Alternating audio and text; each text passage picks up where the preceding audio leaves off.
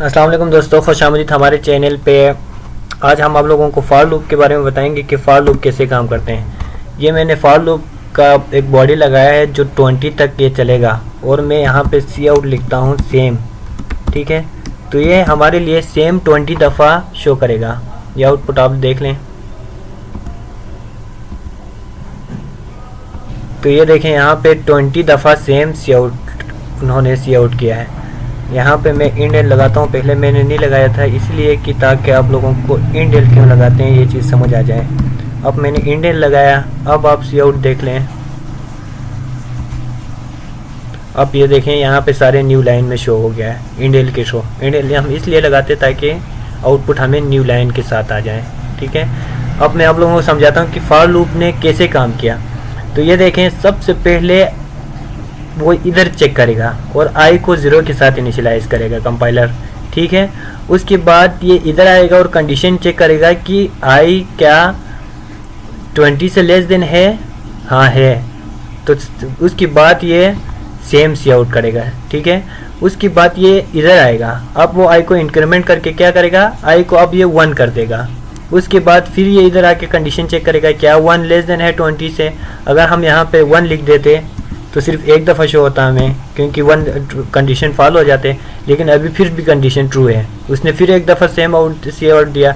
उसके बाद फिर आई इंक्रीमेंट हुआ, फिर कंडीशन चेक किया, आई अब 19 हो गए, 19 पे भी कंडीशन चेक किया तो हाँ ट्रू है, फिर उसने एक दफ़ा सेम सी आउट दिया। उसके बाद आया अब इंक्रीमेंट होकर क्या हुआ 20। अब क्या हुआ, यहाँ पे कंडीशन फॉल हुआ है। जब फॉर लूप में कंडीशन फॉल हो जाए तो अब वो बॉडी के अंदर नहीं जाता, अब वो उसने बॉडी से बाहर निकलना है और हमारा प्रोग्राम ख़त्म हो जाएंगे। तो इस तरह फॉर लूप काम करते हैं। अभी मैं यहाँ पे एक ऐसा प्रोग्राम लिखता हूँ जो सिर्फ इवन नंबर शो करें 1 से 20 तक के बीच। ठीक है, फॉर लूप के थ्रू। तो सिंपल सा एक प्रोग्राम है आई, और यहाँ पे मैं इंडेल लगा देता हूँ, ये चीज़ ज़्यादा ज़रूरी होते हैं। तो अब देखें मैंने क्या किया, अगर अब सबसे पहले क्या होगा 0 होगा।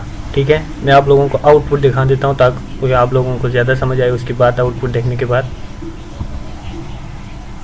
ये देखें, उसने 0 2 4 6 8 10 12 14 16 18 सारे इवन नंबर शो किया है। कैसे, सबसे पहले आई आया कहाँ पे, यहाँ पे आई 0 हुआ, उसने कंडीशन चेक की ट्रू है।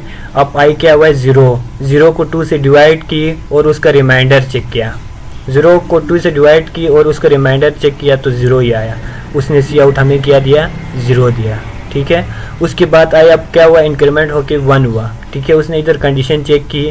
अब उसने 1 को 2 से डिवाइड करके उसका रिमाइंडर चेक किया, क्योंकि ये चीज़ रिमाइंडर के लिए यूज़ होते हैं। अगर हमने डिवाइड करना होता तो ये लगाते हैं, लेकिन ये चीज़ हम रिमाइंडर, अभी हमें रिमाइंडर चाहिए तो हम इसलिए ये यूज़ करते हैं।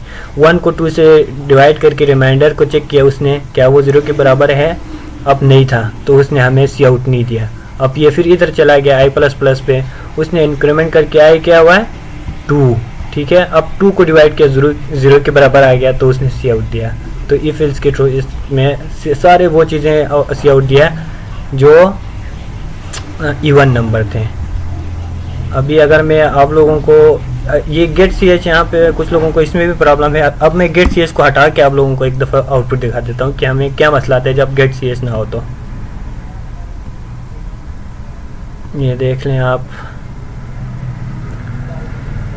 ये देखें क्या हुआ है कि 1 सेकेंड के लिए हमें सी आउटपुट दिखाया और गायब हो गया ना। तो इसलिए हम गेट सी एच लिखते हैं कि यार जब तक मैं कोई कैरेक्टर ना लिखूं ना दबाऊं तब तक हमें सी आउट शो होता रहे। इसलिए ये गेट सी एच काम करते हैं, गेट सी एच इसीलिए हम यूज़ करते हैं। तो ठीक है दोस्तों, आज के लिए इतना ही। नेक्स्ट वीडियो में मैं नेस्टेड फॉर लूप ट्यूटोरियल बना देता हूँ नेस्टेड फॉर लूप पे। इंशाल्लाह उसमें आप लोगों को फॉर लूप को पूरा समझ आएंगे। अभी के लिए इतना ही। अगर आपको ये वीडियो पसंद आए तो सब्सक्राइब कर दे चैनल को। अल्लाह हाफिज़।